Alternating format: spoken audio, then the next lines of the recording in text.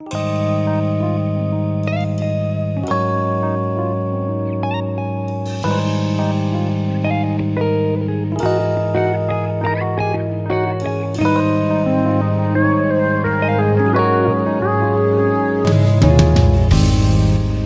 meu irmão, tudo bem com você? Estamos aqui para mais uma leitura de um capítulo da Bíblia. Hoje nós estamos em 1 de Coríntios capítulo 14 e eu queria te pedir alguns favores. Em primeiro lugar, clique aí no like de gostei, no legalzinho aí, tá bom?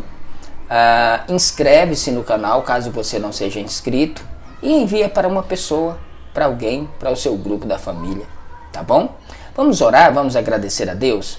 Pai, nós te louvamos por essa tarde e pelo privilégio de ler mais um capítulo da Palavra de Deus. Que teu Espírito nos auxilie e nos ajude. É o que oramos e te agradecemos em nome de Jesus. Amém. Vamos lá? 1 de Coríntios capítulo 14. Segui o caminho do amor e exercei com zelo os dons espirituais, contudo, especialmente o dom de profecia.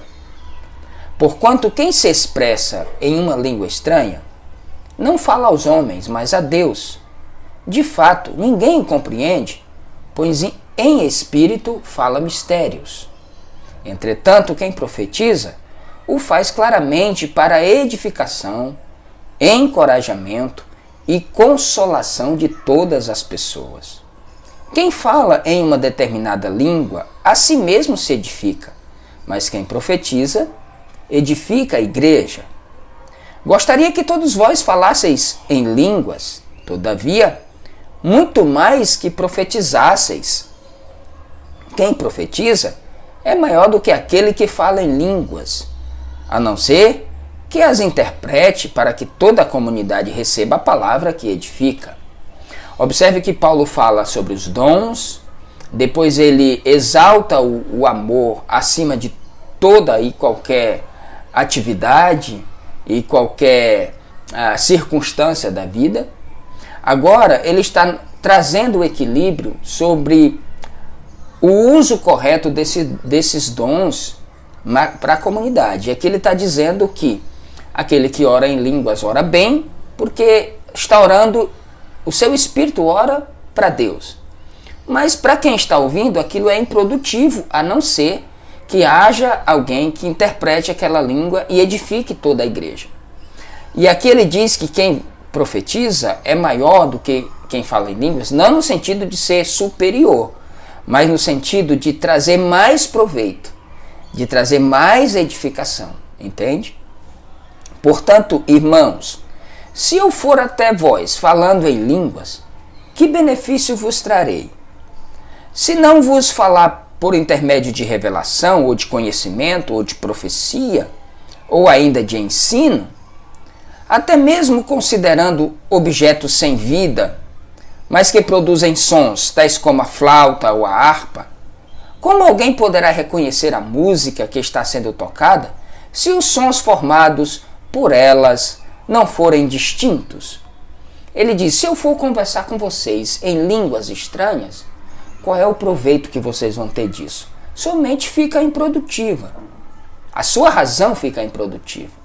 É a mesma coisa que alguém vai tocar uma flauta, uma harpa, um instrumento de solo, e ele dedilha ou sola uma música, uma canção, mas se alguém não conhece aquilo, fica totalmente improdutivo, é apenas sons soltos no ar. Para quem está tocando tem valor, mas para quem está ouvindo e não discerne aquela canção, não tem valor nenhum.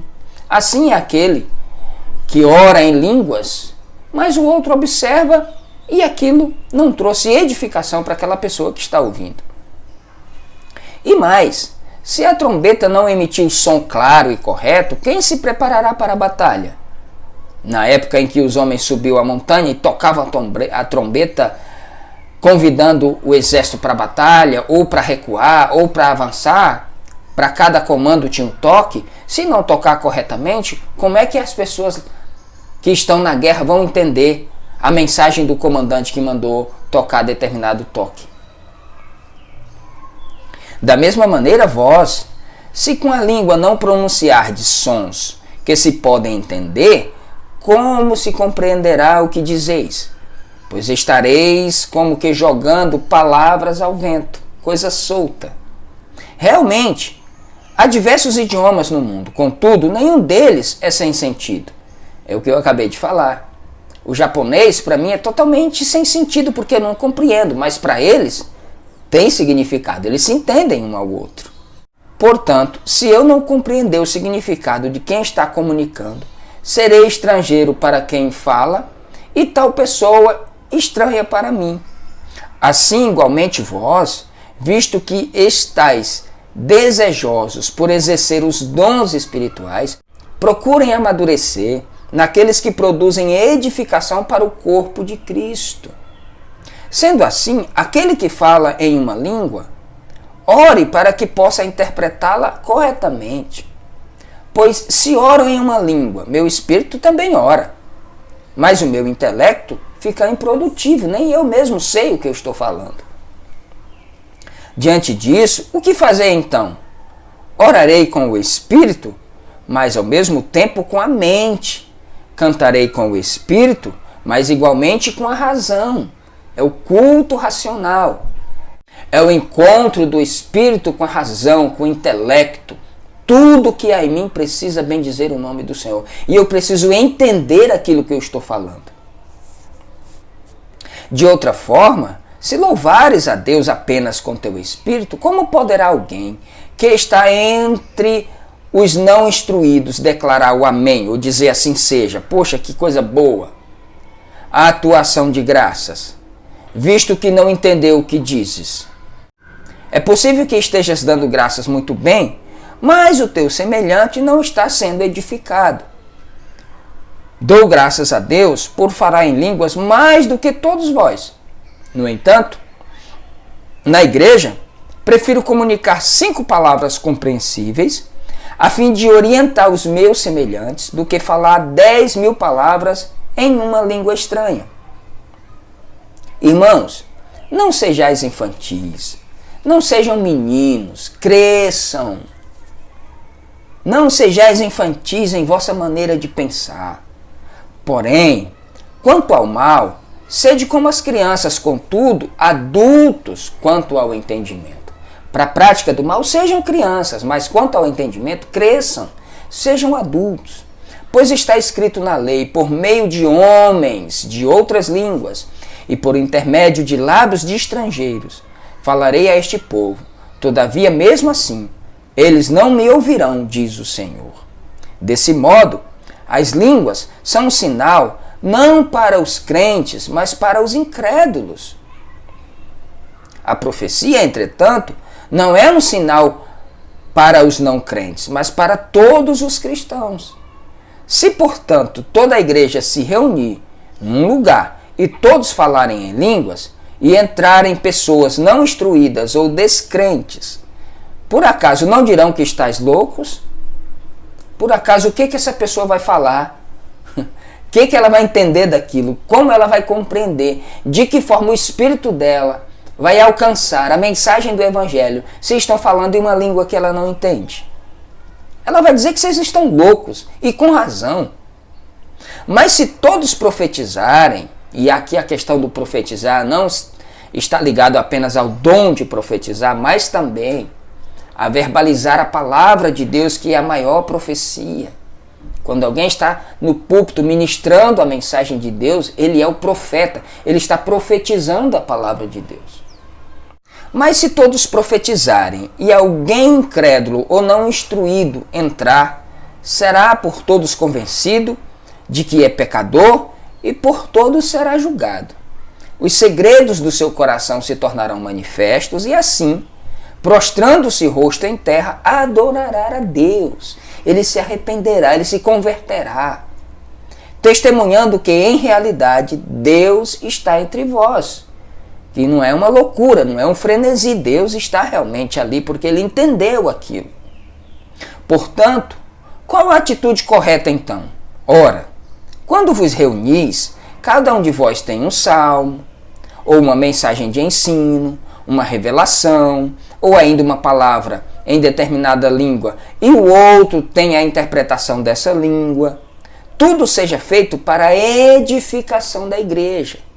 Se alguém falar em uma língua estranha, que eu falo em somente 2, quando muito 3, um de cada vez, e que haja quem possa interpretar. E aí? Imagine você, meu irmão, se a gente colocar isso aqui à risca dentro das nossas igrejas. Como que seria isso, hein? Aí eu chamar o pastor de carnal, que está extinguindo, apagando o fogo do Espírito. Paulo está nos chamando aqui para a ordem, para a decência, para a edificação, não para a loucura. Contudo, se não houver intérprete, permaneça calado na igreja, falando consigo mesmo e com Deus. Tratando-se de profetas, falem 2 ou 3, e os outros julguem com zelo tudo o que foi dito. Não o profeta, mas a profecia, porque qualquer que seja a profecia, qualquer que seja a revelação, qualquer que seja a mensagem, ela tem que se submeter ao critério da palavra de Deus. Se ela passar no crivo da palavra de Deus, ela pode-se dar crédito a essa mensagem. Não passando no crivo da mensagem, da palavra de Deus, ela deve ser refutada. No caso de ser concedida uma revelação a alguém que está sentado, cale-se primeiro, porque todos podereis profetizar, cada um por sua vez, para que todos sejam orientados e encorajados. Tenha ordem. O espírito dos profetas está sujeito ao controle dos próprios profetas. Entendeu? Então vamos parar com essa palhaçada de dizer que Deus me tomou. Entende isso? O espírito do profeta está sujeito ao profeta. A visitação do Espírito Santo não é uma possessão. Ela não te tira de si. Não. Ela te equilibra. Ela te dá bom senso. Porquanto Deus não é Deus de desordem, mas sim de paz, como em todas as assembleias dos santos. As mulheres, neste caso aqui da cultura judaica, nesse caso aqui daquela época, as mulheres devem permanecer em silêncio na igreja, quando não lhes é permitido falar, mantendo-se em atitude de respeito, como também a lei ordena. A cultura daquela época exigia isso das mulheres, que elas não se manifestassem nos locais públicos. Se desejarem saber mais sobre algum ensino, questione os seus maridos em casa, caso eles saibam. Porque para a mulher é vergonhoso conversar durante as reuniões da igreja. Questão cultural da época, do século I. Esta parte aqui não se encaixa mais nos nossos dias hoje. Porventura a palavra de Deus teve origem entre vós? Sois vós o único povo para quem a palavra foi entregue? Vocês são exclusivistas? Vocês são esse povo exclusivo que a palavra foi só para vocês? Se alguém se considera profeta ou espiritual, reconheça que o que vos escrevo são mandamentos do Senhor. Se você se diz que é profeta, que é um mensageiro, que é alguém espiritual, obedeça a primeira palavra que eu estou ensinando, é o que Paulo está dizendo aqui. No entanto, se alguém não reconhece essa verdade, deixa que tal pessoa siga em sua ignorância. Deixa ele seguir na sua ignorância. Concluindo, irmãos, caros irmãos, aperfeiçoai com zelo o dom de profetizar, de falar a palavra de Deus, de ensinar a palavra de Deus. E não proibais o falar em línguas. Não é para que fiquem proibindo os irmãos de falar em línguas, mas é para que tenham um equilíbrio, para que tragam bom senso. Versículo 40, porém, que tudo seja realizado com decência e com ordem. O culto não pode ser uma desordem.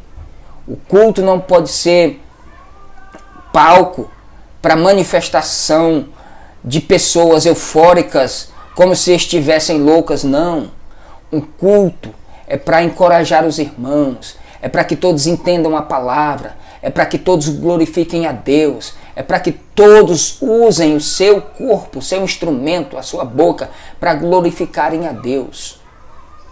E não para que a gente use desse espaço do culto para uma desordem, para uma confusão, de que chegando uma pessoa descrente, incrédula, ela não entenda nada, saia sem frutificação na sua mente, sem compreender nada.